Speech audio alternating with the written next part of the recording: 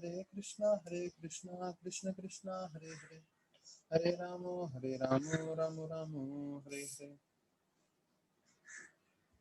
सभी भक्तों का स्वागत है आज के भागवत कथा में। तो हम प्रभुपाद का लीलामृत में चर्चा कर रहे थे कि किस तरह से प्रभुपाद संघर्ष कर रहे हैं और प्रभुपाद जो है अमेरिका में बावरी नामक जगह पे हैं और वहाँ पे जो शराबी या चरस गांजा पीने वाले लड़के हैं उनको कृष्ण भक्ति को देने की कोशिश कर रहे हैं। अब जब भारत में थे प्रभुपाद प्रभुपाद जो है उधर के प्रधानमंत्री से जो है प्रेसिडेंट से सबसे मिले थे, उनको भी प्रचार करने का कोशिश किया था प्रभुपाद ने, उनको भी भक्ति दे रहे थे। प्रभुपाद ने गांधी जी के लिए चिट्ठी लिखी थी, प्रभुपाद ने जवाहरलाल नेहरू के लिए चिट्ठी लिखी थी। तो इंडिया के जो सबसे मुख्य लोग हैं उससे लेके अभी अमेरिका में सबसे निम्न वर्ग के लोगों तक प्रभुपाद कृष्ण भक्ति देने की कोशिश कर रहे थे। तो वहां पे काल नामक लड़का आया, तो उसको संस्कृत सीखने में रुचि थी। तो प्रभुपाद सिर्फ काल और डेविड के लिए और थोड़े कई और लड़के आते थे जिनको संस्कृत सीखने में इच्छा थी, तो प्रभुपाद उनके लिए जो है संस्कृत सिखाने लगे। तो बताते हैं कि वहाँ पे एक चौक बोर्ड था जिसपे प्रभुपाद लिखते थे और फिर जितने भी उधर विद्यार्थी थे कार्ल डेविड और बाकी सब वो अपने नोटबुक में लिखते थे। तो प्रभुपाद देख रहे थे कि वो लोग बरोबर लिख रहे हैं कि नहीं, क्या जो वो लोग बोल रहे हैं उनका उच्चारण सही है कि नहीं। तो प्रभुपाद का उद्देश्य क्या था कि संस्कृत के द्वारा उनको मैं गीता सिखा सकूं और वास्तविक रूप में वो उनको संस्कृत के शब्दों के साथ जो देवनागरी लिपि है उसके साथ वो उनको जो है गीता भी सिखा रहे थे और जिससे वो संस्कृत के गीता से अंग्रेजी में समझ सकें और इससे उनकी भक्ति में प्रगति हो सके।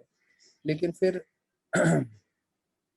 प्रभुपाद देखे कि इसमें काफी समय लग रहा है और उनको जो है श्रीमद् भागवतम का ट्रांसलेशन करना था, तो इसलिए प्रभुपाद ने फिर जो है वो रोक दिया। तो अभी देखिए संस्कृत सिखाने की जब बात आती है तो वो संस्कृत क्लास नहीं था, वो भक्ति का क्लास था। क्योंकि प्रभुपाद अमेरिका आए थे संस्कृत के टीचर बनने के लिए नहीं, प्रभुपाद आए थे भक्ति बताने के लिए, कृष्ण भावनामृत की स्थापना करने के लिए। लेकिन जब देखा उन्होंने कि भाई एक काल और उनके जो मित्र हैं वो सीखना चाहते हैं तो वो उनको सिखाने के लिए तत्पर हो गए। लेकिन हम देखें कि चैतन्य महाप्रभु अपने जीवन में स्वयं पहले भक्ति में जुड़ने से पहले वो खुद संस्कृत के एक टीचर थे और जब वो भक्ति में जुड़ गए तो उन्होंने पूरा संस्कृत इस तरह से सिखाया कि लोग संस्कृत के द्वारा सिर्फ कृष्ण को बारे में समझें और कृष्ण को जानें। और बताया जाता है कि जब उनके विद्यार्थियों को यह पसंद नहीं आया तो उन्होंने पूरा वो पाठशाला जो थी चैतन्य महाप्रभु ने वो ही बंद कर दी। अच्छा, दूसरा एक चीज है कि जो संस्कृत का ग्रामर है, व्याकरण है, उसको सीखने के लिए कम से कम 10 साल लगता है और कोई अगर 20 साल की उम्र में अगर शुरुआत नहीं करता है 20 या 30 साल की उम्र में, तो फिर जिंदगी में संस्कृत कभी नहीं सीख पाएगा। तो 10 साल कम से कम लगना है और प्रभुपाद को मालूम था ये जो शिष्य हैं वो 10 साल इतनी सबूरी से संस्कृत नहीं सीखने वाले हैं और उनको इतना ग्रामर जो है व्याकरण सिखाने में भी इतनी रुचि नहीं थी। पर प्रभुपाद जिनको पूरा संस्कृत का ज्ञान था वो चाह रहे थे कि मैं संस्कृत के ज्ञान से भागवतम को अंग्रेजी भाषा में अनुवाद कर दूं। जितने भी आचार्यों ने टिप्पणी लिखी है वो टिप्पणी में जो है अंग्रेजी भाषा में सबको बता सकूं। नहीं तो ये जो कृष्ण भक्ति का ज्ञान है वो हमेशा इन संस्कृत श्लोकों के द्वारा हमेशा बंद रह जाएगा। अर्थात देखिए अधिकांश 99% लोगों को संस्कृत का ज्ञान नहीं है, 99% से भी ज्यादा हो सकता है, बहुत कम लोगों को संस्कृत का ज्ञान है। और जिनको संस्कृत का ज्ञान है जरूरी नहीं है सब लोग भक्ति की तरफ आकर्षित हो। तो प्रभुपाद का ये कहना था कि अगर ये भागवतम मैंने अंग्रेजी भाषा में नहीं दिया तो ये जो भक्ति का मार्ग है वो लोगों के लिए खुलेगा नहीं, लोगों को प्राप्त नहीं होगा।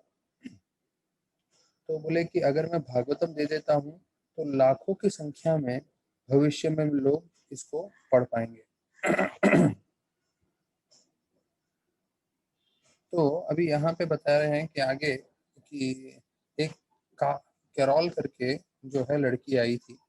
अभी जो कैरोल लड़की थी उसके बारे में वर्णन कर रहे हैं कि उसको याद आ रही है प्रभुपाद से जितना बार भी उसने आदान प्रदान किया था, कि प्रभुपाद जो है एक बिल्कुल अ, अध्यापक के समान थे और वो उनको कई बार खाना पकाना भी सिखाते थे। यहाँ तक कि प्रभुपाद बताया जाता है कि अपने हाथों से चपाती बनाते थे, क्योंकि उधर जो है चपाती बनाने का जो सामग्री होता है वो था नहीं, अर्थात जो हम लोग बेलन और वो बोलते हैं ना चक्का। फिर प्रभुपाद ने कैरोल को बोला भैया तुम कहीं से ये जो है बेलन वो प्रबंध करो, और वो लेकर आई बेलन। उसके बाद प्रभुपाद जो है उन दूसरों को सिखाने लगे कैसे बेलन से चपाती बनाते।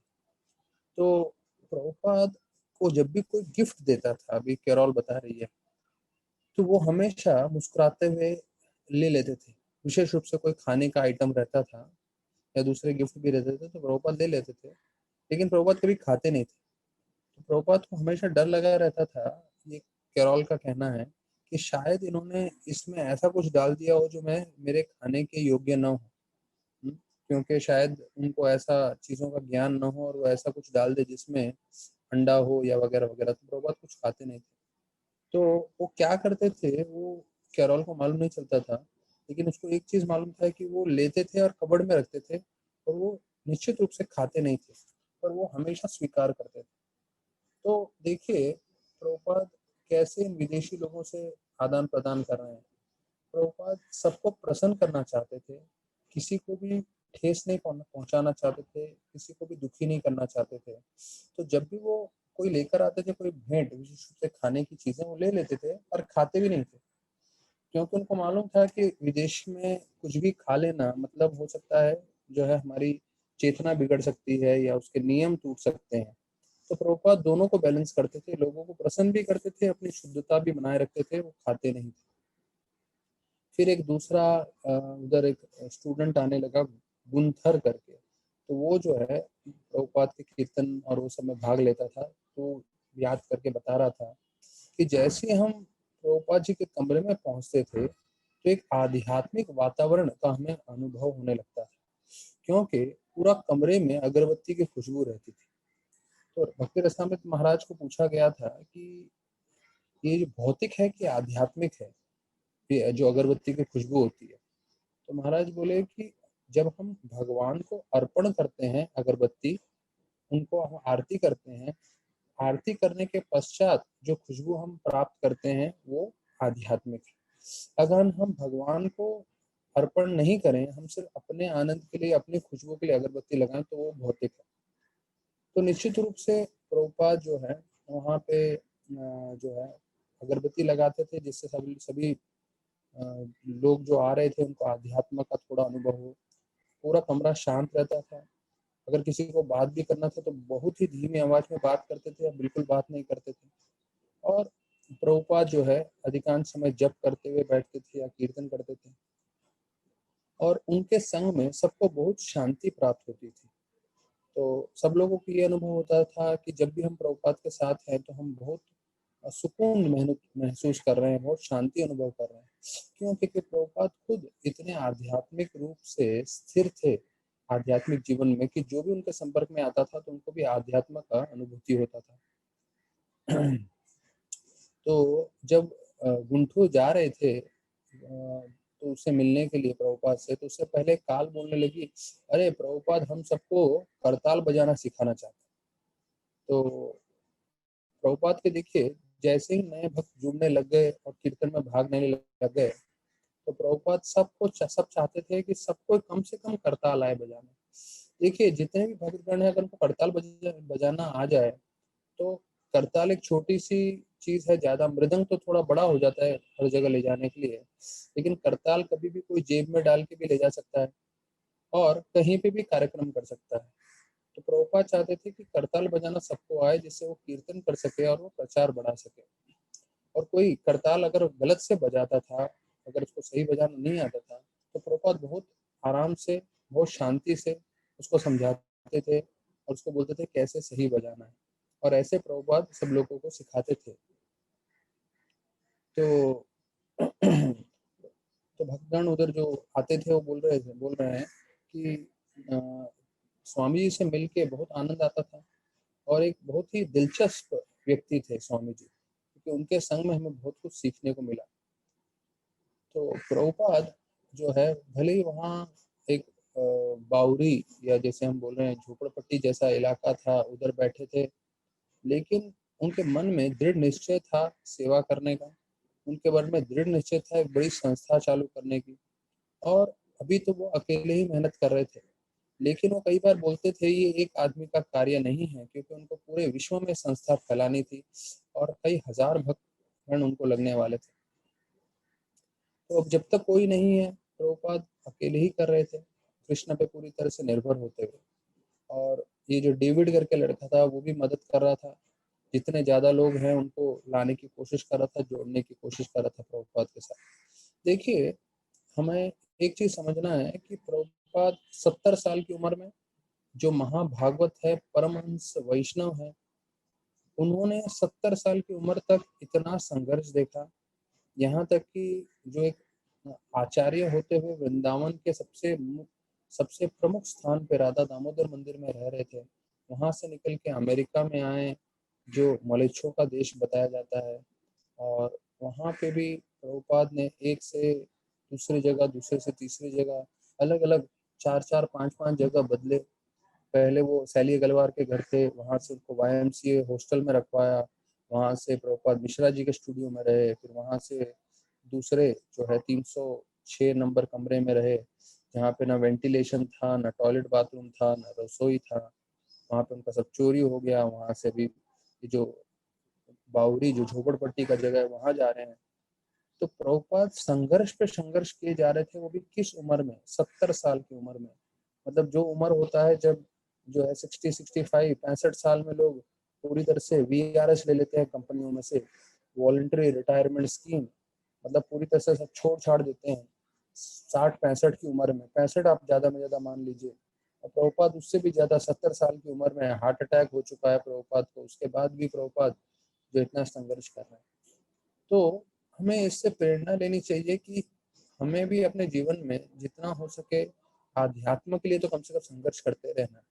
क्योंकि भौतिक रूप के लिए हम संघर्ष करेंगे तो उससे हमें कुछ प्राप्त होगा, लेकिन उसका जो है लंबे समय के लिए असर नहीं होगा। इसलिए आध्यात्म के लिए हमें संघर्ष करना चाहिए, जो हमारा जीवन सार्थक कर सकता है।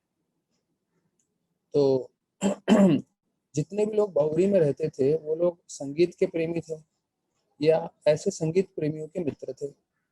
तो बताया जाता है उस समय वो जितने भी लड़के रहते थे, उन लड़कों का 4 चीजों में रुचि था। मतलब जो हिप्पी आप उधर के लड़कों को बोल सकते हैं, तो जो हिप्पी लड़के थे उनका विशेष रूप से जो है 4 चीजों में रुचि बना हुआ था। कौन से 4 चीजें थे? एक, वो था गाना, मतलब म्यूजिक, संगीत के प्रति वो आकर्षित थे। दूसरा, थोड़ा ड्रग्स पीते थे वो लोग। तीसरा, उनको आध्यात्मिक ध्यान करने में अच्छा लगता था। और चौथा था, वो जो है लड़कियों का संग भी करते थे। तो प्रभुपाद के हरे कृष्णा कीर्तन में 2 चीज था, म्यूजिक भी और आध्यात्मिक ध्यान भी, स्पिरिचुअल मेडिटेशन। तो इसलिए बहुत सारे लोग वहां पे तुरंत आकर्षित हो गए, क्योंकि उनको म्यूजिक भी पसंद था और आध्यात्मिक रूप से ध्यान करना भी। और प्रभुपाद तो उनको यहाँ तक बताया कि जो आप गीता का प्रवचन सुनते हो, गीता, भगवत गीता का मतलब है भगवान का गाया हुआ संगीत। तो प्रभुपाद बोले भगवत गीता का मतलब है द सॉन्ग ऑफ गॉड, मतलब भगवान के द्वारा गाया हुआ एक संगीत है। और प्रभुपाद बोलते थे कि जो भी भगवान के शब्द हैं वो वास्तविक रूप में शब्द नहीं, भगवान का ही स्वरूप है, भगवान का ही अवतार है। और प्रभुपाद जो है सभी लोगों को जो है उत्साह देते थे, प्रोत्साहन देते थे कि वो कीर्तन के साथ जो बजाना चाहें बजा सकते हैं। तो कोई करताल बजाता था, कोई ढोल बजाता था, कोई हारमोनियम बजाता था, और जिसके पास कोई और म्यूजिकल इंस्ट्रूमेंट था वो भी बजाते थे, जब तक वो कीर्तन में बाधा न दे। तो कैरोल करके एक और भक्त थे वहां पे, वो याद कर रहे हैं कि अरे वो जो कीर्तन थे सबसे मधुर थे, बहुत आनंद आ रहा था। और एक बार एक विशेष कार्यक्रम किया था प्रभुपाद ने, और हम लोग सब जो हैं खूब हमने तैयारी की, और तकरीबन तकरीबन 100 लोग आए थे उस दिन कीर्तन के बाद। प्रोग्राम में। तो देखिए, प्रभुपाद भले ही बाउरी में थे, पर वहाँ पे भी प्रभुपाद कुछ ना कुछ ऐसा कर रहे थे जिससे ज़्यादा से ज़्यादा लोगों को आकर्षित कर सकें, और जो है इसमें भी वो है लोगों को जोड़ सकें। तो प्रभुपाद बताते थे कि म्यूजिक में पूरी तरह से ध्यान लगाना, वो जो है आध्यात्म की उन्नति में आपको मदद करेगा। म्यूजिक मतलब ये जो हरे कृष्णा कीर्तन का म्यूजिक है। और प्रभुपाद बोलते थे कि अगर म्यूजिक में भगवान का नाम न हो तो वो तो सिर्फ इंद्र भोग है। तो देखिए, बहुत सारे लोगों संगीत प्रेमी होते हैं, लेकिन संगीत जो है भगवान का नाम जोड़ना वो जरूरी है। मतलब भगवान के नाम का संगीत करें तो आध्यात्म में आप तरक्की करेंगे, नहीं तो वो सिर्फ इंद्र भोग है, प्रभुपाद बताते थे।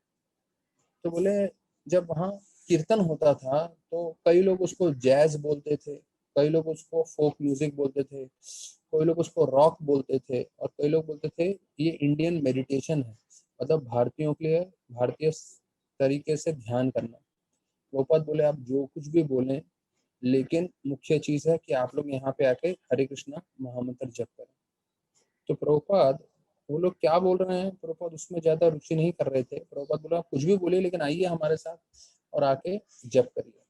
तो प्रभुपाद देखिए कैसे जो है सभी लोगों को पूरी तरह से जोड़ने की कोशिश कर रहे थे। तो हम लोग आज भागवतम में चर्चा करेंगे।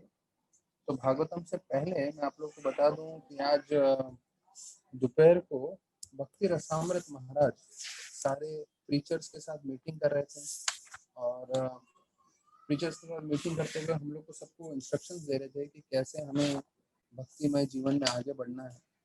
तो मैं बोला, आप लोग को भी मैं इसमें से थोड़े पॉइंट्स बता दूं, जिससे आप लोगों को भी मालूम चले कि जो बड़े सन्यासी होते हैं वो दूसरे प्रचारकों को, तो आज तकरीबन 60-30 प्रीचर्स जो है ऑल ओवर हमारे राधा गोपीनाथ मंदिर से दोपहर को मीटिंग हुआ था। तो उसमें वो सब जूम मीटिंग पे अटेंड किए थे। यहाँ पे उन्होंने कई चीज़ें अच्छी बताई हैं जो हमारे आध्यात्मिक जीवन के लिए बहुत ज़रूरी है। वो बता रहे थे कि अ, सबसे अच्छे दिन जीवन के वो होते हैं जब आप प्रचार के कार्य में लगे हो।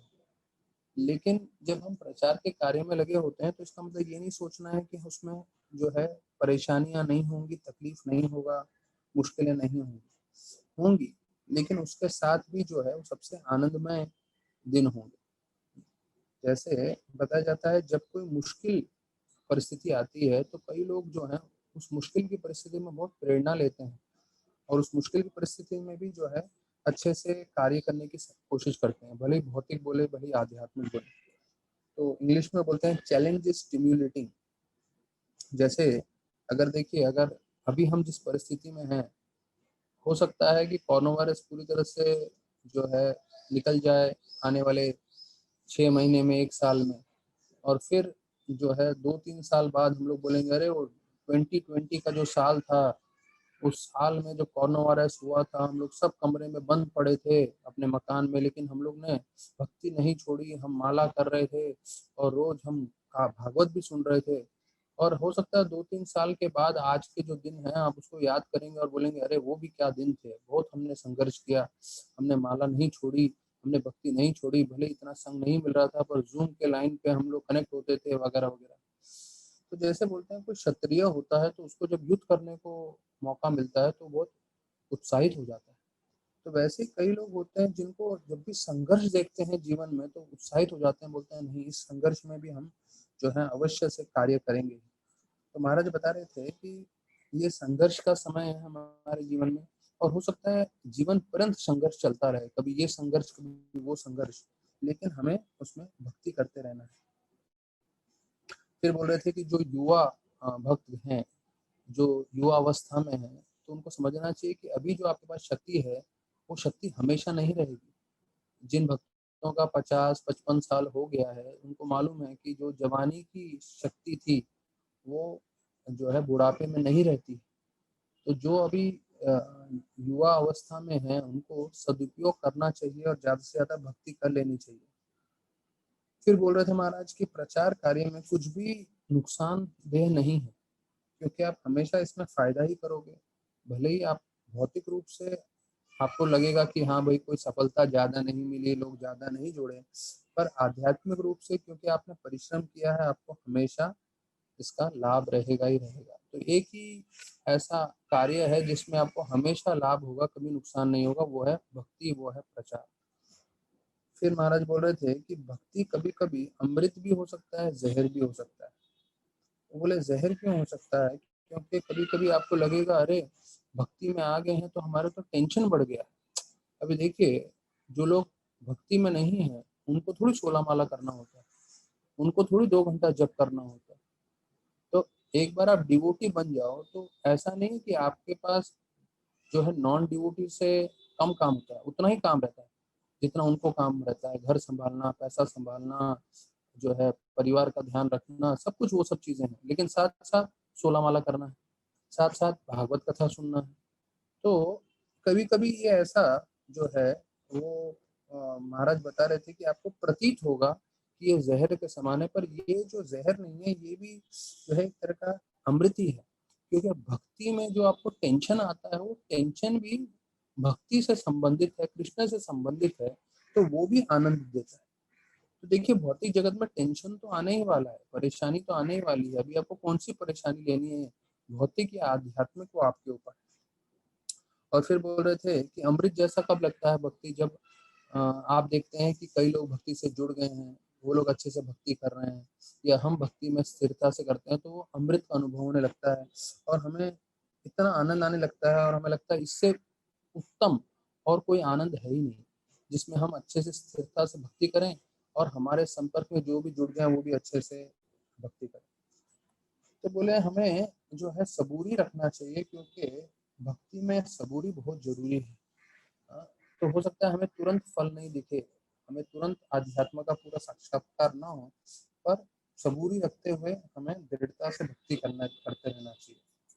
और कई बार हम अपने जीवन में जो है हमें कामयाबी प्राप्त नहीं होगी, हमें असफलता प्राप्त होगी, तो मानसिक रूप से हमें उसके लिए तैयार रहना चाहिए। और असफलता के साथ भक्ति करने के लिए हमें पूरी तरह से जो है मन लगाए रखना है। तो देखिए, कभी भी जो है हम लोग हमेशा सफलता के बारे में सोचते हैं, कभी भी असफलता के बारे में, या जो है विफल हो जाए हम अपने जीवन में, उसके बारे में नहीं सोचते। पर जो एक सन्यासी हैं जिन्होंने इतने सालों से भक्ति की है, और उनका दृष्टिकोण ये है कि भाई जीवन में असफलता आने वाली है, फेलियर आने ही वाला है, तो जब फेलियर आएगा तो उसके लिए हमें पहले ही तैयार रहना है। मैं पहले भी बता चुका हूँ कि जैसे कभी कोई, जब बच्चे साइकिल चलाते हैं या स्कूटर चलाते हैं, तो मालूम चलता है रास्ते में खड्डे ज़्यादा हैं तो वो धीरे से चलाते हैं। क्यों धीरे से चलाते हैं? कि भाई खड्डे ज़्यादा हैं तो तेज़ गति से जाएंगे तो एक्सीडेंट हो जाएगा, बैलेंस छूट जाएगा, गिर जाएंगे। लेकिन अगर धीरे से जाएंगे तो बैलेंस बनाए रखेंगे। तो उसी प्रकार से हम पहले से ही मन में मान के चलें कि भाई हो सकता है हमें कामयाबी प्राप्त ना हो, हमें सफलता प्राप्त नहीं होगी। तो जब ऐसा परिस्थिति आएगा तो हम ज्यादा विचलित नहीं होंगे, हम उसके बावजूद भी जो है स्थिरता पूर्वक भक्ति करते रहेंगे। तो ये एक महत्वपूर्ण चीज है हमें जानना। फिर महाराज बता रहे थे हमारा समय और हमारी शक्ति सीमित है, time and energy is limited. तो हमें सोच समझ के अपने जीवन में डिसीजन लेना चाहिए। हमें जो जीवन में कार्य कर रहे हैं, क्योंकि हमारे पास समय भी कम है और शक्ति भी कम है। ऐसा नहीं है कि हमारे पास जो है हम 24 घंटा काम कर सकते हैं या हमारे पास बहुत ज्यादा समय है, नहीं। समय कम है हमारे पास, शक्ति भी कम है। तो जहां हम समय और शक्ति लगा रहे हैं, हमें सोच समझ के लगाना चाहिए। और भक्ति में लगाने का समय और शक्ति, उसके बाद हो सकता है कि कितने सालों के बाद भी जो है आप उसके लिए दुखी नहीं होंगे कि अरे मैंने अपना समय अपनी शक्ति भक्ति में लगाई। आप आनंदित ही रहेंगे। ये भक्ति की जो है भक्ति के फायदे हैं। महाराज बोल रहे थे कि हमें भक्ति में कोई ना कोई धक्का देने वाला लगेगा, ये बहुत जरूरी है, ये ध्यान रखिएगा। जो महाराज हम जैसे प्रीचर्स के लिए बोल रहे थे, तो महाराज खुद अपना उदाहरण दे रहे थे कि जब उन्होंने संन्यास नहीं लिया था 95-96 की बात है, मतलब आज से 25 साल पहले की बात है। तो बोल रहे थे मुझे राधा गिरधारी प्रभु ज्यादा बोलते थे कि अरे आप जाइए प्रचार करिए। और उन्होंने मुझे कॉलेज प्रीचिंग के लिए प्रोत्साहन दिया और उनके कहने पे मैं आईआईटी प्रीचिंग में गया और दूसरे सब कॉलेजों में गया।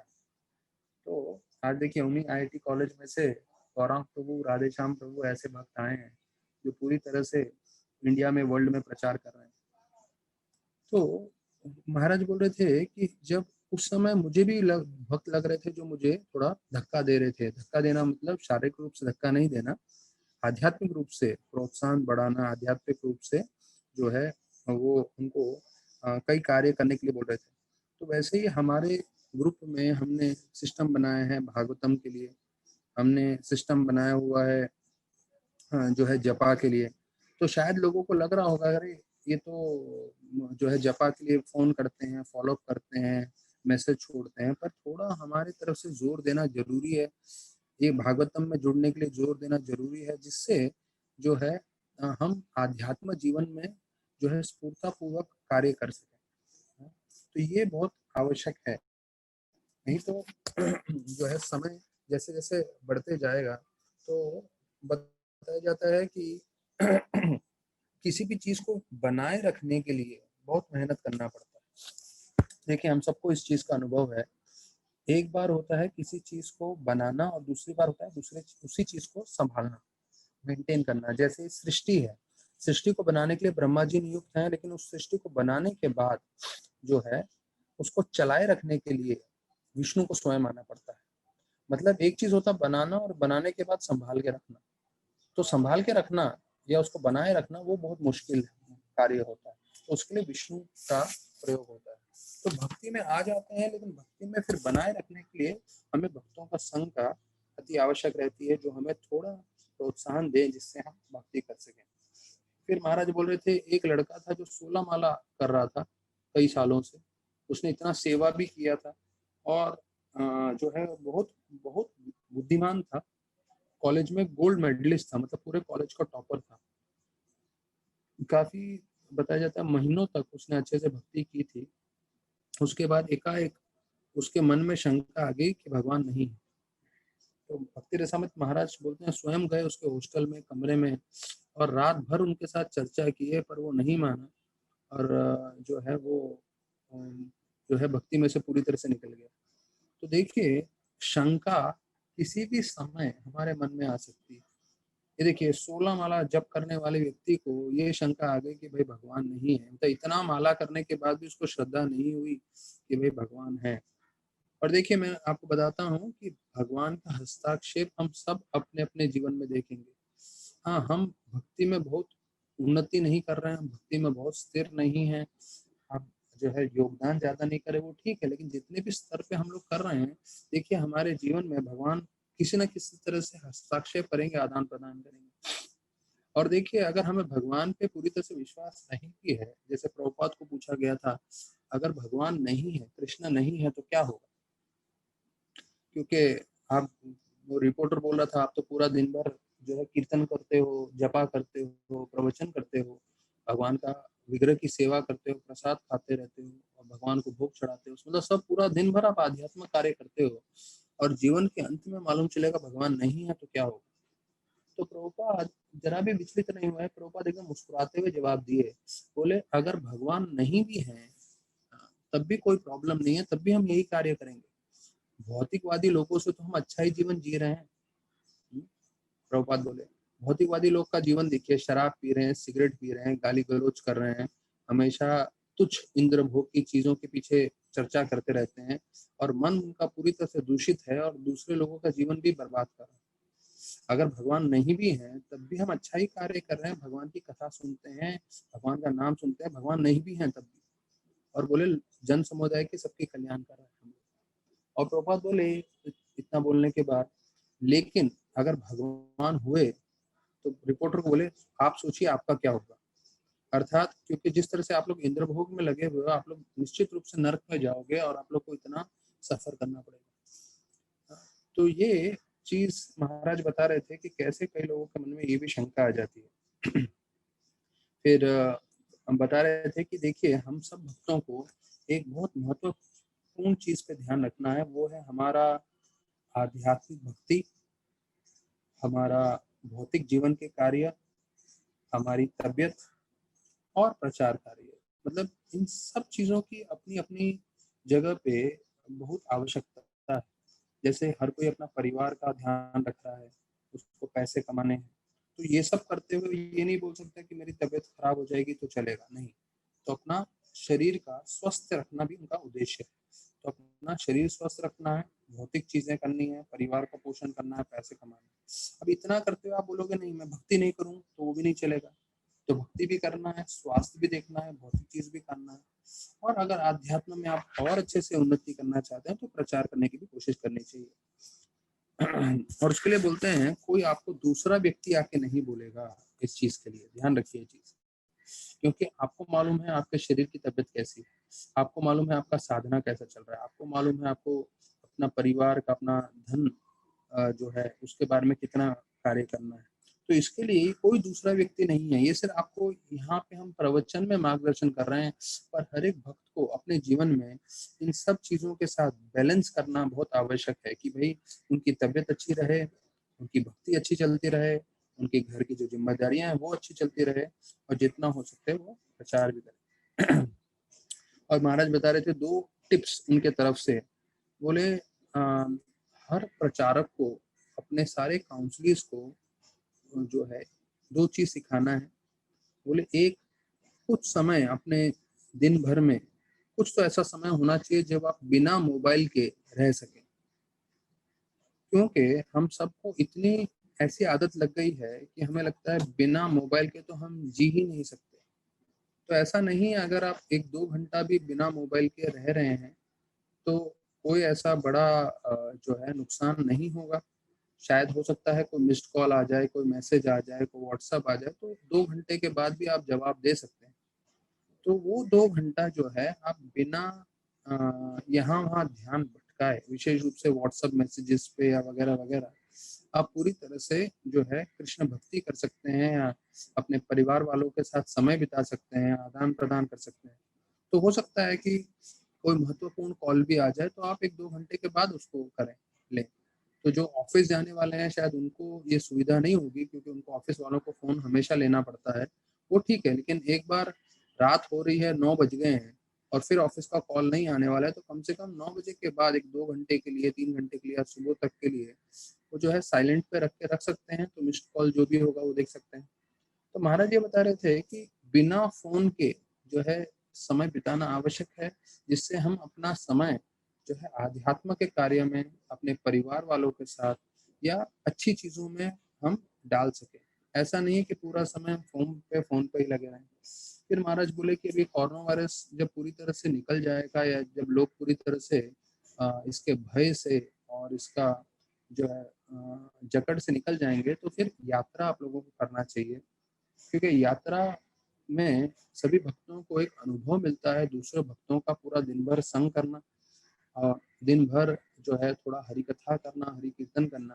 तो ये देखिए, ये जो यात्रा जो है राधानाथ महाराज ने स्वयं प्रारंभ कराया था, और वो स्वयं जो है 88 से, मतलब जो है आज से 32 साल हो गए इस बात को, 32 साल से राधा गोपीनाथ मंदिर के भक्तों को यात्रा पे लेके जा रहे हैं। तो उससे पहले भी वो यात्रा ले जाते थे पर दूसरे ग्रुप्स को, पर 32 साल से राधा गोपीनाथ के डिवोटीज को हर साल जो है कार्तिक महीने में वो यात्रा पे लेके जाते हैं। देखिए 32 साल से कोई कार्य करते हैं तो उसका अनुभव सबको मालूम है, जो भी हमारे साथ यात्रा में आए हैं राधानाथ महाराज का, तो उसका अनुभव कैसा रहता है। तो बोले छोटे ग्रुप में भी आप यात्रा लेके जाएं, जिससे लोगों को इसका अच्छा अनुभव। तो ऐसे करके उन्होंने फिर तो बाकी विस्तार पूर्वक जो है अपना अनुभव, अपना प्रचार कार्य जैसे हुआ था वो सब डिटेल में बताए थे, तो उसके ऊपर हम नहीं जाएंगे, पर ये संक्षेप में जो उन्होंने पॉइंट्स हमारे साथ चर्चा किए, शेयर किए, मैं आप लोग को बताना चाहता था। तो अभी भागवत में जो है हम लोग चर्चा कर रहे हैं। तो भागवत में हमने कल जो है 28 श्लोक तक देखा, और वहाँ पे नंद और सुनंद जो वैकुंठ निवासी थे वो बता रहे थे, ये हम जो है 12वें अध्याय पे चर्चा कर रहे हैं। तो नंद और सुनंद जो है वो बता रहे हैं कि जैसे जब वो अपने मुख से शब्द बोल रहे थे तो वो शहद के जैसे लग रहे थे। मधु अच्युतम, ये 28वें श्लोक में आया है। वाचम, मधु अच्युतम वाचम, वाचम मतलब शब्द, जो हम वाचा करते हैं, शब्द बोलते हैं, और ये मधु शहद के समान लग रहे थे। तो हमने कल भी चर्चा किया कि हमारे शब्द बहुत महत्वपूर्ण है। जीवन जो है छोटा सा है हमारे पास जीवन, जैसे प्रभुपाद बताए कि जो है अधिकांश से अधिकांश हमारे पास 30, 40, 50 साल है। तो उसमें हम जो है ज्यादा से ज्यादा भक्ति करके, जो भी हमारे संपर्क में आएगा उनको प्रसन्न करके, भक्ति में प्रोत्साहन देके हमें आगे बढ़ाना चाहिए, ना कि झगड़े करके, ना कि अपना समय बेकार की चीजों में बहस करके, व्यर्थ में अपना समय बर्बाद करके, अपना मन बिगाड़ के, वो सब कार्यों में नहीं करना चाहिए। तो यहाँ बताते हैं कि ध्रुव महाराज जो है उरुक्रम प्रिय, वो हमने कल चर्चा किया कि कैसे भगवान को प्रिय हैं, और वो भी अपने रोज के सुबह के मंगल आरती के कार्य हमेशा करते थे, और वो पूरे साधुओं का आशीर्वाद लेके जो है वो विमान की ओर प्रस्थान किए। तो यहाँ पे अभी 29वें श्लोक में वर्णन आ रहा है कि ध्रुव महाराज जो है विमान पे चढ़ने से पहले उन्होंने विमान की पूजा की, उसका परिक्रमा किया, उन्होंने प्रणाम करके दंडवत किया जो विष्णु के पार्षद हैं, नंद और सुनंद को। और जैसे उन्होंने ये सब किया तो उनका शरीर का जो कांति है पूरी तरह से बदल गई, उनका शरीर का रंग पूरा सोने सोने का हो गया। तो जैसे सोना चमकता है वैसे उनका पूरा शरीर में बदलाव आ गया, पूरा शरीर सोने का हो गया।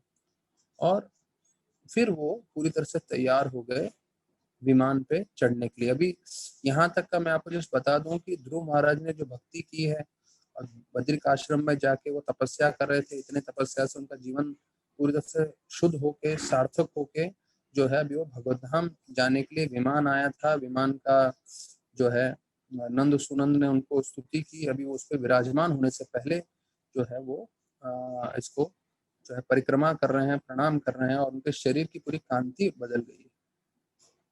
तो हिरण्मयम शब्द का प्रयोग आया। हिरण्मयम मतलब सोने का। तो हिरण्मयम, तो ये हिरण्यकशिपु जो नरसिंह देव के, जिन्होंने उनको मारा था, प्रहलाद के पिता, उनका हिरण्य, हिरण्य मतलब सोना, तो वो भी सोने की तरफ बहुत आकर्षित थे, अर्थात वो इंद्र भोग बहुत चाहते थे। तो वैसे बताया गया हिरण्मयम शब्द का प्रयोग आया है। ये 29वां श्लोक है। तो और वो जो है अभिवंद्य, अभिवंद्य मतलब उन्होंने जो है प्रणाम किया जो है नंद और सुनंद को। तो ऐसा नहीं कि भाई विमान आ गया तुरंत विमान पे चढ़ गए, नहीं, जो विमान आया उससे पहले वो जो है उसका प्रदक्षिणा किए, प्रणाम किए, उधर नंद सुनंद को, उधर के साधुओं का आशीर्वाद लिए, अपना मंगल आरती का पूरा कार्य किए, स्नान किए, इतना सब किए, उसके बाद जो है अभी चढ़ने का वर्णन कर रहे हैं। तो प्रभुपाद बता रहे हैं कि the associates of lord Vishnu and Vishnu himself are all spiritual. अच्छा, अभी प्रभुपाद बता रहे हैं, देखिए जब हम आध्यात्मिक चीजों के बारे में चर्चा करते हैं तो आध्यात्म जीवन का क्या दृष्टिकोण है, बोलते हैं आध्यात्म लोक का विमान, आध्यात्म जगत स्वयं, भगवान विष्णु या भगवान के विष्णु के पार्षद जैसे संत और सुनंद, नंद और सुनंद है, ये चारों एक समान। अब ये आध्यात्मिक जगत में ऐसा होता है कि भगवान और भगवान के भक्त, भगवान की तदिया, भगवान की चीजें वो सब समान होती है, सब आध्यात्मिक में पूरी एक क्षमता की होती है, एक शक्ति की होती है। तो प्रभुपाद बोल रहे हैं कि जितना आप भगवान की पूजा करते हैं उतना ही आपको उनकी चीजों की भी पूजा करनी चाहिए, क्योंकि उनकी चीजें, उनके जो निकट की चीजें होती हैं उनको तदिया बोलते हैं। तदिया मतलब वो भगवान के ही जो है एक तरह से स्वरूप है, भगवान का ही रूप है। हाँ, जैसे भगवान के भक्त हैं, भगवान का विमान है, भगवान का धाम है, ये भगवान से अलग नहीं है। तो इसे भी हमें भगवान विष्णु के जैसे ही सम्मान देना चाहिए जो ध्रुव महाराज कर रहे हैं।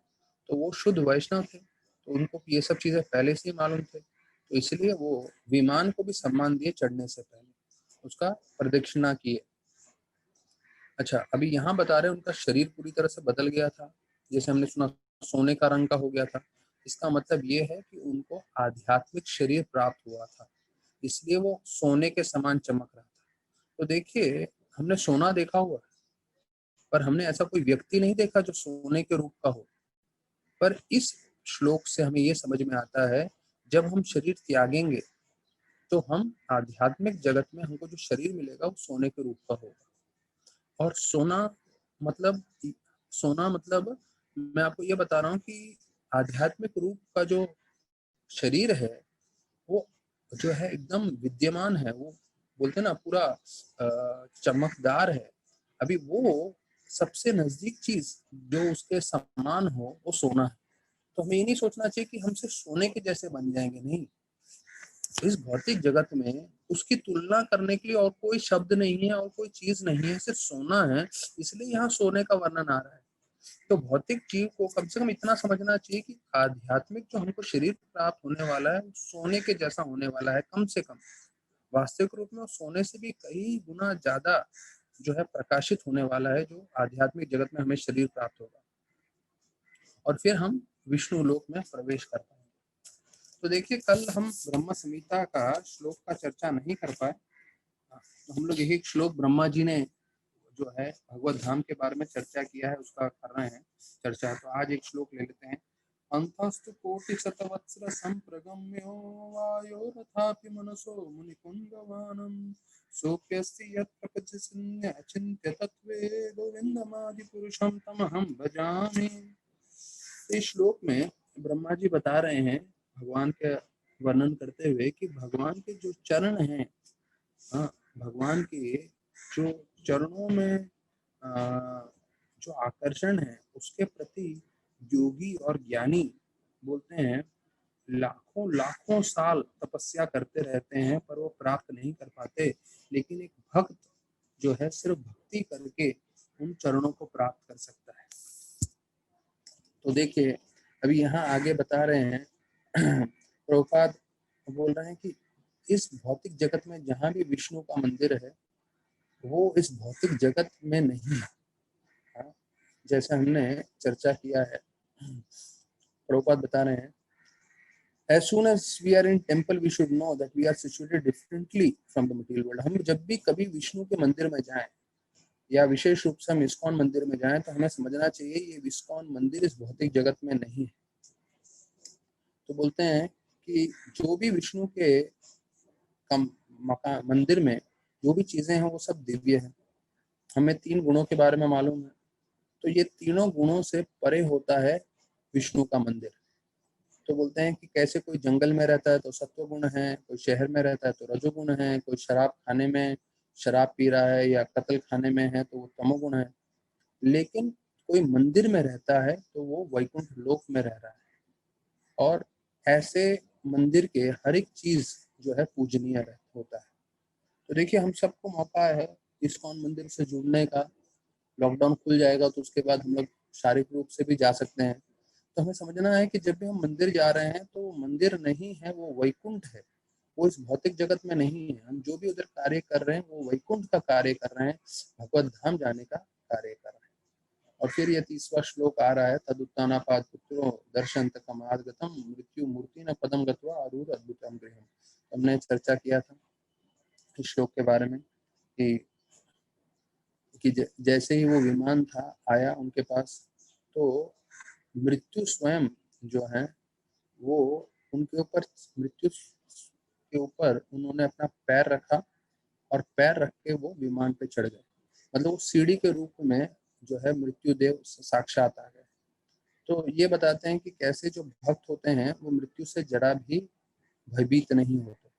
तो एक जो भक्त होता है वो किसी भी चीज से भयभीत नहीं होता, क्योंकि उसको हमेशा मालूम होता है कि उनके संपर्क में कृष्ण भगवान है जो हमेशा उनकी रक्षा करेंगे। अभी हमने कई बार चर्चा किया हुआ है वो बिल्ली का, और बिल्ली एक जो है चूहे को पकड़ती है और अपने बच्चे को पकड़ती है। तो प्रभुपाद ये इस श्लोक में 30वें श्लोक में 30th श्लोक 12वां अध्याय प्रभुपाद ये उदाहरण दे रहे हैं पहले पैराग्राफ में। तो प्रभुपाद बोल रहे हैं एक भक्त शरीर छोड़ता है और एक अभक्त शरीर छोड़ता है, दोनों समान नहीं है। लोगों को लगता है दोनों समान है, नहीं। जो अभक्त होता है वो जन्म मृत्यु के चक्कर में फंसा रहता है, उसके लिए साक्षात मृत्यु आते हैं। लेकिन जो भक्त होता है वो मृत्यु के सर पे पैर रख के आध्यात्मिक विमान में चढ़ के जो है भगवत धाम चले जाता है। और बोले कि बिल्ली का मुख वही है पर चूहे के लिए मृत्यु है, लेकिन अपने बच्चे के लिए जो है माँ के रूप में वो व्यवहार करती है। तो प्रभुपाद ये उदाहरण देते हैं और बोलते हैं कि देखिए ध्रुव महाराज जो हैं उन्होंने विमान में चढ़े और जब मृत्युदेव आए तो मृत्युदेव ने इनको प्रणाम किया और फिर ध्रुव महाराज ने मृत्युदेव के सर पे पैर रखा और फिर वो जो है विमान में चढ़ गए, जिसे यहाँ पे श्लोक में बताया गया है आरूर अद्भुतम गृहम। आरूर, आरूर होना मतलब चढ़ना, अद्भुतम गृहम, तो ये विमान था जो एक घर के समान था। गृहम शब्द का प्रयोग आया है, जैसे कोई किसी का बड़ा घर होता है तो वैसे घर के समान विमान था जिसके अंदर जो है ध्रुव महाराज चले गए। देखिए ये सिर्फ, जैसे कल भी मैं बता रहा था, ये सिर्फ प्रवचन नहीं है।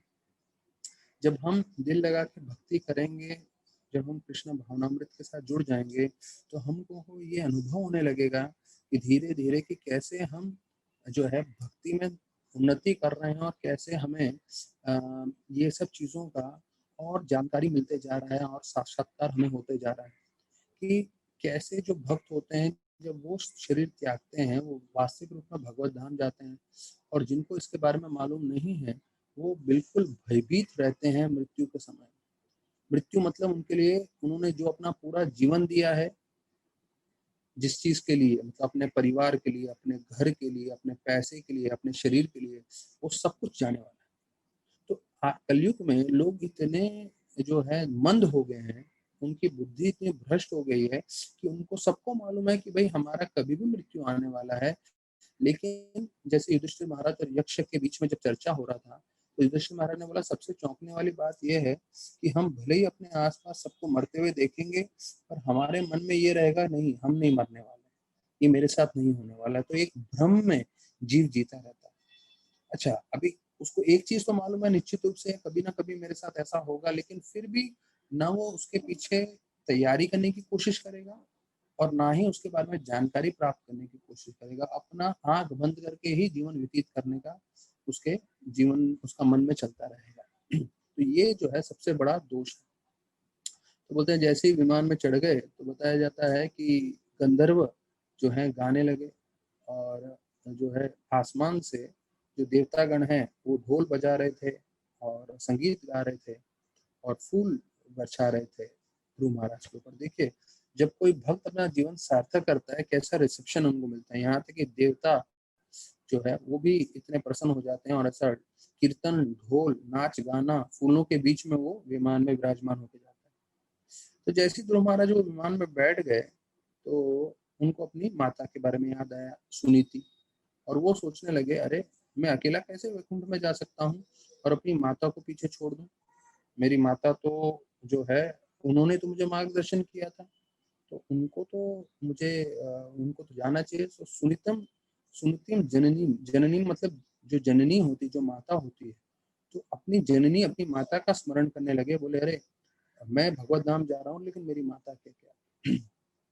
तो देखिए एक भक्त जो है कितना ध्यान रखता है इन सब चीजों का, और इतना चीजों का ध्यान रखते हुए वो कैसे अपने माता को या अपने जो भी परिवार वाले हैं उनको भी स्मरण करता है और उनको भी अपने साथ लेके जाता है। अभी हम आगे श्लोकों में देखेंगे कि कैसे ध्रुव महाराज की भक्ति करने के कारण, और सुनीति माता ने भी भक्ति की थी तो जिसके कारण वो जो है वो भी भगवत धाम जाती है। अब यहाँ पे तात्पर्य बहुत महत्वपूर्ण है।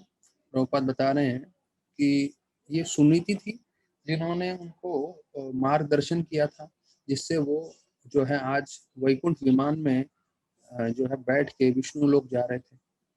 तो सुनीति जो है पथ प्रदर्शक गुरु के रूप में थी। तो पथ प्रदर्शक गुरु मतलब वो गुरु जो आपको मार्गदर्शन करते हैं, आपको जो है आपको मार्ग बताते हैं।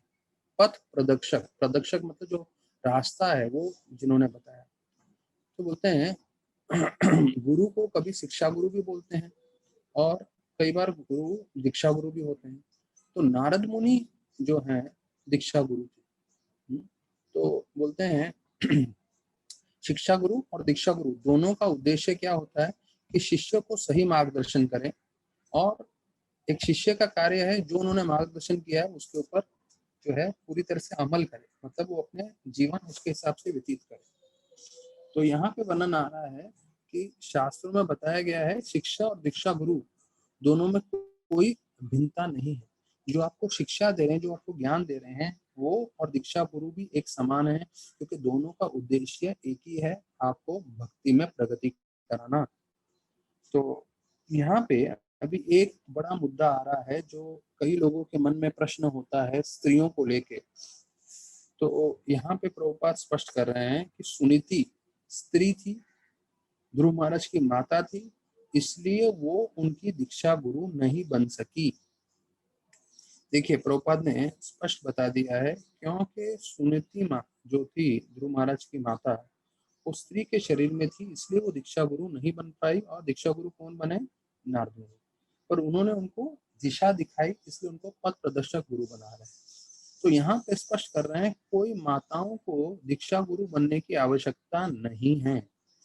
ये श्लोक जो है क्रमांक 31-32 जो है नोट कर सकते हैं। तो माताओं का शास्त्रों में वर्णन किया गया है कि वो कभी भी सामने आके फ्रंट लाइन का कार्य नहीं करना चाहिए। माताओं को उनको पीछे रह के जो है सब कार्य करना चाहिए और सहयोग देना चाहिए। अभी ऐसा नहीं है कि हम उनको सम्मान नहीं देते या हम उनका तिरस्कार के रूप में बोल रहे हैं, नहीं। ये जो है आचार्य गण ने और ये जो है परंपरा में ये चीज आया है कि स्त्रियों को पीछे रह के सब कार्य करना चाहिए, जिससे उनका सम्मान बना रहता है और जो है लोग उनको ज्यादा प्रशंसा करते हैं। तो यहाँ पे बोल रहे हैं प्रभुपाद, क्योंकि वो स्त्री थी इसलिए वो दीक्षा गुरु नहीं बन पाए। तो कोई स्त्रियों को दीक्षा देने की आवश्यकता नहीं है। तो कोई आप दूसरी संस्थाओं में देखेंगे कि ये माता जी दीक्षा दे रही हैं या ये माता है या फलाना माता है और वो गुरु बन रही हैं, तो वो बिल्कुल गलत है। प्रभुपाद इसको स्वीकार नहीं करते हैं। हाँ, प्रभुपाद बोलते थे हाँ माताओं को प्रचार करना है, कर सकते हैं वो अपने ग्रुप में, अपने सर्कल में, पर इतना बड़ा गुरु की पदवी और वो सब उनको स्वीकार करने की आवश्यकता नहीं। तो फिर यहाँ पे बोलते हैं कि उन्होंने ध्रुव महाराज ने जो है अपने गुरु नारद मुनि के बारे में नहीं सोचा। अभी देखिए, एक चीज है कि हम जो है भक्ति में जुड़े हैं, एक चीज है कि हम प्रभुपाद के जो बोलते हैं ना पोते के समान है, हमारे परम गुरु हैं। प्रभुपाद का संग करना एक भागवत के द्वारा एक संग करने का अलग अलग अनुभव है। क्योंकि जिस तरह से हम एक एक प्रभुपाद के तात्पर्य पढ़ रहे हैं और आपस में चर्चा कर रहे हैं, तो प्रभुपाद आचार्यों का जो सोच विचार है या उनका खुद का सोच विचार है वो हमें चर्चा कर रहे हैं। और कितना अच्छा लग रहा है जहाँ प्रभुपाद ये बोल रहे हैं कि ध्रुव महाराज ने अपने गुरु महाराज के बारे में नहीं सोचा, नारद मुनि के बारे में, कि नारद मुनि भगवत धाम जा रहे हैं कि नहीं। प्रभुपाद स्पष्ट कर रहे हैं क्योंकि उनको मालूम था नारद मुनि इतने सक्षम है, इतने शक्तिशाली हैं, तो उनके बारे में मुझे सोचने की जरूरत नहीं है। पर मेरी माता के बारे में सोचने की जरूरत है, क्योंकि मेरी माता जो है उनको भगवत धाम जाना है। क्योंकि नारद मुनि तो अपने उसी शरीर में पूरा समय भौतिक जगत और आध्यात्मिक जगत में घूमते रहते थे। तो फिर यहाँ आगे वर्णन आ रहा है 32वें श्लोक के तात्पर्य में सब चल रहा है अभी। तो बोल रहे हैं कि जो भी भगवान का बनाया हुआ प्लान रहता है, तो वो जो है किसी न किसी तरह से वो फलित होता ही है। मतलब भगवान ने कोई इच्छा की तो इच्छा करते ही फलित हो जाता है। उसी प्रकार से भगवान के जो प्रामाणिक भक्त हैं वो भी कुछ भी इच्छा करेंगे तो तुरंत वो फलित हो जाता है, उसकी इच्छा पूरी हो जाती है। जैसे कल हमने चर्चा किया प्रभुपाद की जो जो इच्छाएं थी वो तुरंत कृष्ण भगवान ने या कुछ समय में अवश्य पूरी की। प्रभुपाद बोले रशिया में प्रचार होना चाहिए, भक्त होने चाहिए, मंदिर होना चाहिए, सब कुछ है। प्रभुपाद बोले कि वृंदावन में मंदिर होना चाहिए, वहां पे आ गया। प्रभुपाद बोले जूहू में मंदिर होना चाहिए, वहां पे आ गया। प्रभुपाद बोले चौपाटी में भारतीय विद्याभवन के पास मंदिर होना चाहिए, वहां पे मंदिर आ गया। प्रभुपाद बोले मायापुर में पूरे विश्व से भक्त लोग आने चाहिए, वहां पे आ गया। प्रभुपाद बोले मुझे टीयूवीपी चाहिए, टेम्पल ऑफ वैदिक प्लेनेटरियम, जो विश्व का सबसे अच्छा मंदिर है, वो भी बन रहा है। आने वाले कई सालों में उसका भी उद्घाटन होगा। और सभी भक्तों जो सुन रहे हैं सबको मैं नेवता दे रहा हूँ, सब लोग को आना चाहिए इस टेम्पल की ओपनिंग में। क्योंकि पूरे पृथ्वी पे सबसे बड़ा मंदिर वो है टेम्पल ऑफ वैदिक प्लेनेटोरियम। अब इसमें देखिए प्रभुपाद जो प्रचार कर रहे थे, हम लोग लीलामृत में देख रहे हैं कैसे चरस गांजा पीने वाले, शराब पीने वाले, बाउरी में रहने वाले लोगों को कर रहे थे। लेकिन प्रभुपाद की शुद्धता ऐसी थी कि प्रभुपाद ने अपने प्रचार कार्यों में जो है एल्फर्ड फोर्ड, अमरीश प्रभु, जो उन्होंने उनसे दीक्षा ली, उनको भी प्रभावित किया। और प्रभुपाद जब पहली बार मिले, प्रभुपाद से उसको इतना पूछे कि अभी तुम्हारे दादाजी हेनरी फोर्ड कहाँ है। तो हेनरी फोर्ड मतलब फोर्ड जो गाड़ी की कंपनी है, उनके जो मालिक हैं, बताया जाता है कि उन्होंने अमेरिका बनाया है। पूरा अमेरिका बनाने के लिए उनका योगदान रहा है, इतने वो शक्तिशाली हैं। अभी जो नरेंद्र मोदी जी गीता का उद्घाटन के लिए आए थे गोपाल कृष्ण महाराज के जो टेम्पल में दिल्ली में, तो वहाँ पे भी अम्बरीश प्रभु आए थे, एल्फ्रेड फोर्ड, और मैं वो वीडियो देख रहा था। तो नरेंद्र मोदी जी खुद रुके 2 मिनट और कुछ सेकंड के लिए, और एल्फ्रेड फोर्ड अम्बरीश प्रभु के साथ हाथ मिलाए, बात किए, फिर आगे निकले। तो मतलब नरेंद्र मोदी जी भी इतने बड़े लोगों को जानते हैं, और ये बड़े लोग जो है एक दूसरे से अपना संबंध बनाए रखते हैं। तो प्रभुपाद जब एल्फ्रेड फोर्ड को मिले तो प्रभुपाद ने सिर्फ एक चीज पूछा, बोले ठीक है आप इतने, प्रभुपाद ने इतना कुछ ज्यादा नहीं बोला, बस इतना बोला कि तुम्हारे दादाजी हेनरी फोर्ड अभी कहाँ है। तो एल्फ्रेड फोर्ड घर भर जाके रात भर यही सोचने लगे, यार कहाँ है मेरे दादाजी, कहाँ है मेरे दादाजी। हमको समझ नहीं आया, तो वापस आया और बोले कहाँ है मेरे दादाजी अभी। तो प्रभुपाद समझाए कि भाई वास्तविक रूप में हम आत्मा है, और आत्मा जो है पुनर्जन्म लेता रहता है। तो जीवन की सार्थकता ये है कि आप कोई भी हो, कैसे भी हो, लेकिन भक्ति के साथ आप जुड़े रहें, भक्ति करें और जीवन सार्थक करें। और देखिए इसका असर अम्बरीश प्रभु पे इतना हुआ कि उन्होंने इतना मदद किया है, इतना योगदान किया है इतने सालों से, यहाँ तक कि बोलते हैं कि प्रभुपाद की इच्छा थी टीवी बनाने की, तो उन्होंने खुद से 300 करोड़ रुपए पहले दिए। तो उनके दिए हुए पहले 300 करोड़ रुपए से जो है मंदिर की स्थापना हुई, और फिर जो है दूसरे भक्तगण जुड़ गए, और उन्होंने पूरे भारत भर में, विश्व भर में डोनेशन रेस करना चालू किया। और रेस करते करते भी कम से कम 700, 800 या 1000 करोड़ का जो है एम्पायर, पूरा बड़ा मंदिर बन रहा है। तो ये प्रभुपाद की जो जो इच्छा है वो पूरी हो रही है। तो यहाँ पे वही वर्णन कर रहे हैं प्रभुपाद की, जो शुद्ध भक्त होते हैं उनकी भी कोई इच्छा होती है तो भगवान अवश्य जो है संतुष्ट करते हैं और भगवान पूरी करते हैं। तो लेकिन जो भक्त होता है वो भी पूरी तरह से भगवान पे निर्भर रहता है। तो यहाँ वर्णन आ रहा है कि ध्रुव महाराज को अपनी माता का याद आया, और कि तो यहाँ पे वर्णन आता है कि कैसे विष्णु के जो पार्षद थे उन्होंने उनके लिए भी एक वैकुंठ विमान रखा था, और वो वैकुंठ विमान में जा रहे थे। तो उन्होंने अपने जो है ध्रुव महाराज को एक और वैकुंठ विमान दिखाया, बोला ये देखिए इस वैकुंठ विमान में पहले ही आपकी माता जा रही है। तो ध्रुव महाराज अपने आप को शक्तिशाली नहीं समझे, वो उनको मालूम था कृष्ण भगवान सबसे सारे शक्तिशाली हैं, तो उनकी जो इच्छा है वो पूरी होती है। और कृष्ण भगवान को अपने भक्त का मन हमेशा मालूम था, तो इसलिए उनको मन में ये विचार आने से पहले ही उन्होंने प्रबंध किया था कि उनकी माता भगवधाम चले जाए। तो ये हमें समझना है कि अगर हम कोई भी इच्छा करेंगे तो भगवान हमारी इच्छा आने से पहले ही वो इच्छा पूर्ति कर लेंगे। ये भगवान की जो है महिमा है, भगवान की क्षमता है, भगवान की शक्ति है। तो हमें सोच समझ के हमारी इच्छाएं करनी चाहिए, तो वो बहुत हमारे आध्यात्मिक जीवन के लिए आवश्यक है। तो कल हम लोग एक चर्चा कर रहे थे जर्नी होम में। तो जर्नी होम में कल महाराज जो है गैरी से मिलते हैं, उनके जो है सबसे अच्छे मित्र, जिनके साथ वो ढूंढते हुए भगवान को खोजते हुए आए थे। और हमने देखा कि कैसे वो जब अलग हुए थे इजराइल जाने के लिए, उसके बाद 1 साल हो गया था तकरीबन। और गैरी बोलते हैं कि जब मैं दिल्ली में आया और दिल्ली में मैंने देखा लाखों करोड़ों लोग हैं, तो मेरे को उम्मीद ही नहीं थी कि कभी आपसे मैं मिल पाऊंगा वापस। और उनको एक चीज मालूम था कि महाराज कहीं ना कहीं गुफा में मिलेंगे, पहाड़ों में मिलेंगे। वो दूसरे लोगों के जैसे नहीं थे यहाँ वहाँ घूमने के लिए, जो जिनको रुचि होती है। तो फिर वो बोलने लगे कि गैरी बोलने लगे कि मुझे थोड़ा ठीक नहीं लग रहा आपको अपने दोस्तों से मिलाने के लिए, लेकिन फिर भी बोले चलो अभी आ ही गए हो तो मैं आपको मिलाता हूँ। तो महाराज और गैरी दोनों वो नेपालीस लोगों का एक कमरा जिन्होंने भाड़े पे लिया था मकान, उधर गए। तो वहां अंदर जाते ही देखा कि गाने बज रहे हैं, रॉक एंड रोल म्यूजिक चल रहा है, और उधर लड़का लड़कियां आपस में चिपक रहे थे, नाच रहे थे, और सब चरस गांजा पी रहे थे। तो गैरी ने बताया सबसे मिलाया कि ये मेरे दोस्त हैं। तो महाराज बोलते हैं कि मैंने नम्रता पूर्वक सबको जो है प्रणाम किया, लेकिन मुझे बहुत उधर अजीब सा लग रहा था। और फिर मैं बोला गैरी को चलो बाहर जाते हैं, और दोनों एक खुले से खेत में एक बरगद के पेड़ के नीचे जाके बैठे। तो वहां पे चरस गांजा का हवा नहीं था, तो उसमें इतना अच्छा लग रहा था। और फिर अभी ये जो शब्द बोल रहे हैं महाराज गैरी को, बहुत महत्वपूर्ण है हमारे लिए। तो बोल रहे हैं, अरे तुम गैरी पूरी दुनिया फान कर आए हो इस भारत भूमि में, जो मतलब आध्यात्म के लिए सबसे उत्तम है, और यहाँ पे आके तुम उनका आध्यात्मिक भक्ति सीखने के बदले में तुम यहाँ पे वही चीज कर रहे हो जो अमेरिका में हिप्पी लोग कर रहे हैं। तो बोले तुम्हें यहाँ तक आने की जरूरत क्या थी पूरी दुनिया से, मतलब उधर चिकागो से इधर ये सब चीजें तुमको करनी थी। तुमको चरस गांजा पीना था, तुमको गाना जो रॉक एंड रोल म्यूजिक सुनना था, और लड़के लड़कियों के साथ मजे करने थे, तो वो तो तुम चिकागो में रह के कर सकते थे। तुम कब अपनी आदतें बदलोगे?